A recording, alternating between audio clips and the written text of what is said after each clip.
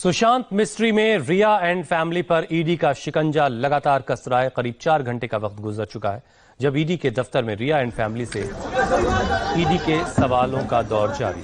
रिया के अलावा उनके भाई शौविक चक्रवर्ती, पिता इंद्रजीत चक्रवर्ती से भी ईडी पूछताछ कर रही है। इसके अलावा रिया के सीए रितेश और मैनेजर श्रुति मोदी से आज ईडी पूछताछ कर रही है।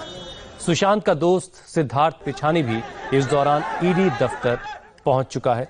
उससे भी ईडी आज सवाल जवाब करेगी।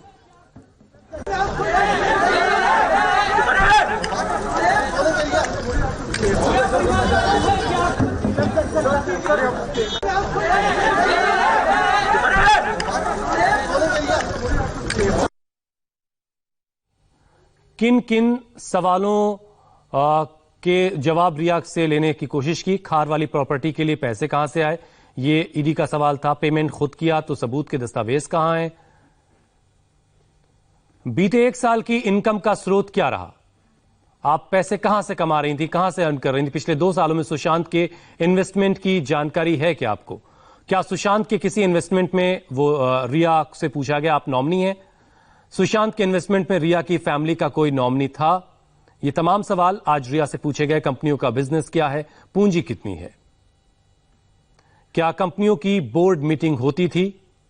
क्योंकि इससे जुड़ा एक सवाल जो हमने आपको उठाया था कुछ देर पहले कि जो कंपनी के ऑडिट के सारे फैसले हैं वो रिया का भाई शौविक अपने अकेले बूते पर ले रहा था। एक तरफ जहां ईडी रिया से सुशांत के 15 करोड़ का राज उगलवाने की कोशिश कर रही, वहीं रिया की जो कॉल डिटेल सामने आई है उससे उन पर गंभीर सवाल खड़े हो रहे हैं। 14 जून को जब सुशांत की लाश मिली उस दिन रिया क्या कर रही थी, रिया किस किस को फोन घुमा रही थी, रिया को किस किस के फोन आ रहे थे। सुशांत की मौत मिस्ट्री में रिया सेंट्रल कैरेक्टर है। रिया का सच जानने के लिए हमने उसके पूरे साल के कॉल रिकॉर्ड्स को चेक किया है, रिया के एसएमएस को भी चेक किया। यकीन मानिए कॉल रिकॉर्ड में ही रिया की हकीकत छिपी हुई है। उसमें कई बड़े राज हैं। इंडिया टीवी के 8 रिपोर्टर्स ने 24 घंटे में यह पड़ताल पूरी की है और ये रिपोर्ट तैयार की है। देखिए आप।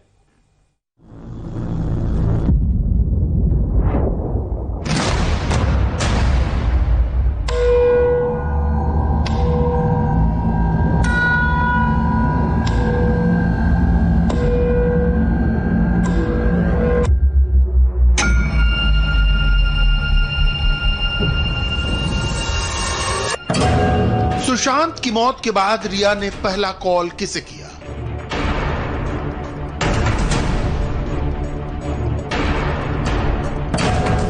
सुशांत की मौत के बाद रिया ने दूसरा कॉल किसे किया।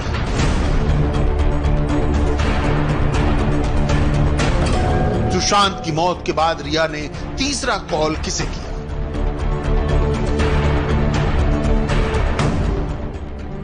सुशांत सिंह राजपूत की मौत की मिस्ट्री को डिकोड करने के लिए रिया चक्रवर्ती के कॉल डिटेल रिकॉर्ड को देखना जरूरी है। हमने रिया के पिछले 1 साल का सीडीआर चेक किया तो हमें रिया के 14,154 कॉल और एसएमएस के डिटेल मिले। रिया के सीडीआर में कुल 14,000 एंट्री है, लेकिन हमारी नजर बार बार 14 जून के दिन आके टिक जाती है, क्योंकि 14 जून के ही दिन सुशांत सिंह राजपूत के मौत की चौंकाने वाली खबर आई थी। हमने 14 जून के एंट्री को बार बार देखा और यह जानने की कोशिश की कि रिया चक्रवर्ती ने 14 जून को किस किस से बात की। 14 जून को बांद्रा की मोवला सोसाइटी के डुप्लेक्स फ्लैट में जब सुशांत की लाश मिली तब वहां 4 लोग मौजूद थे। सुशांत और रिया का दोस्त सिद्धार्थ पिठानी, हाउस मैनेजर दीपेश, सुशांत का कुक केशव और सुशांत का दूसरा कुक नीरज। रिया इन चारों को जानती थी। सिद्धार्थ पिठानी से रिया की अक्सर बात होती थी।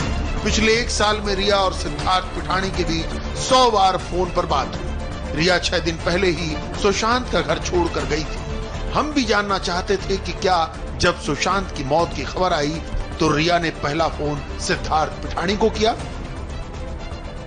सिद्धार्थ पिठानी का नाम नहीं है।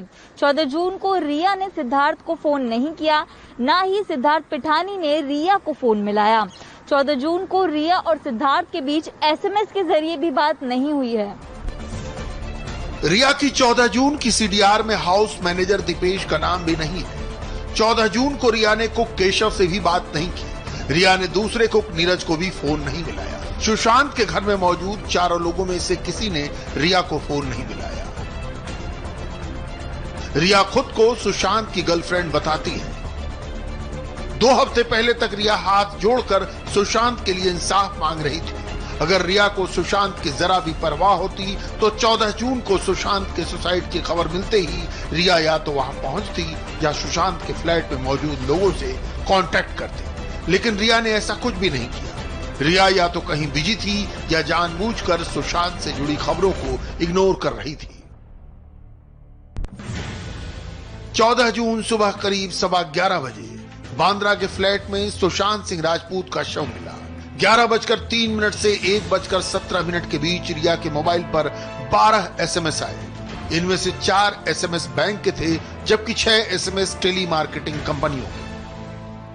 14 जून को दोपहर 12:45 पर रिया के मोबाइल पर एक एसएमएस आया। ये एसएमएस सात्विका चौधरी का था। संभव है टीवी पर सुशांत को लेकर चल रही खबरों को लेकर यह एसएमएस आया हो, लेकिन रिया ने इस एसएमएस का जवाब नहीं दिया और ना ही किसी को कॉल किया। दोपहर 1 बजे तक देश के तमाम चैनलों पर सुशांत के मौत की खबरें चलने लगी, फिर भी रिया खामोश रही। इसके बाद दोपहर 1:16 पर रिया के मोबाइल पर फहीम रूहानी का एसएमएस आया। 14 जून की दोपहर 1:46 पर रिया चक्रवर्ती ने पहला कॉल किया। यह पहला कॉल फहीम रूहानी को किया गया था।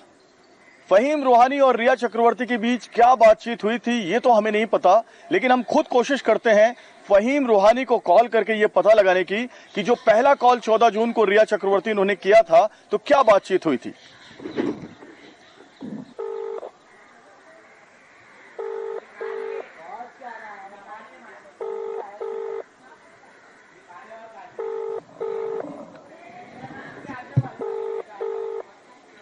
पूरी घंटी बजी और ये देखिए फहीम रूहानी ये नाम भी आया है, उसके नीचे उनका डेजिग्नेशन भी लिखकर आ रहा है, लेकिन फहीम रूहानी ने ये फोन पिक नहीं किया है। यानी फहीम रूहानी से क्या बातचीत हुई ये हम आपको नहीं बता पाएंगे रिया चक्रवर्ती की, लेकिन इतना तो कंफर्म है कि ये नंबर जो हमने डायल किया वो फहीम रूहानी का था।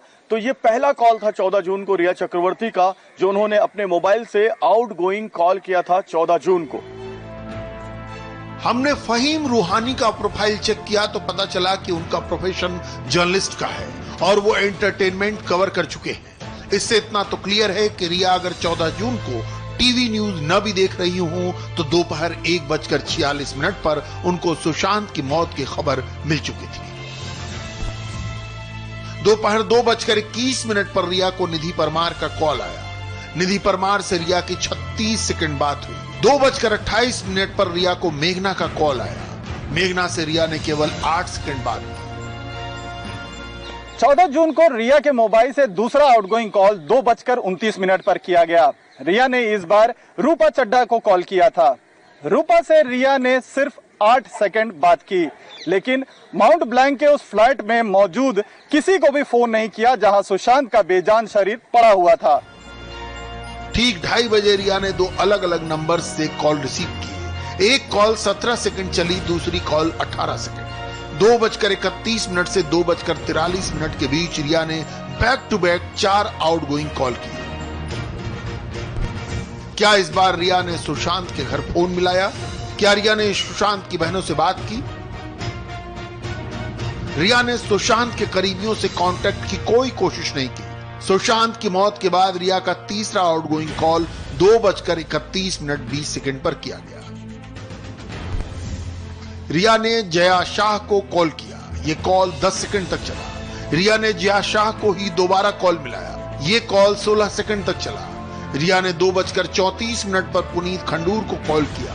39 सेकंड की बात की। रिया ने 2:43 पर राधिका को फोन किया। राधिका से 56 सेकंड की बात की।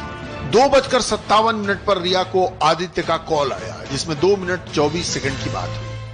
14 जून को 4:04 से लेकर शाम 7:37 तक रिया चक्रवर्ती ने गौरव, लामिया और आदित्य इनके एसएमएस रिसीव किए, लेकिन किसी को जवाब नहीं दिया।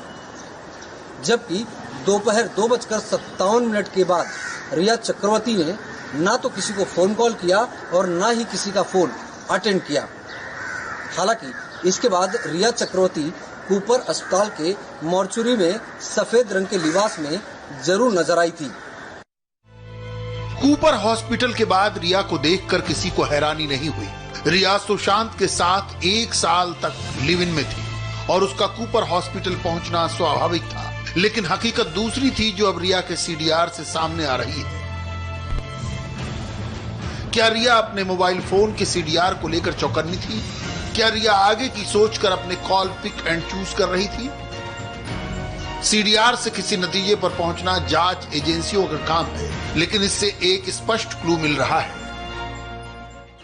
पिछले 1 साल में रिया चक्रवर्ती ने अपने भाई सौविक चक्रवर्ती से 886 बार बात की, लेकिन 14 जून को रिया चक्रवर्ती ने अपने भाई सौविक को फोन तक नहीं किया।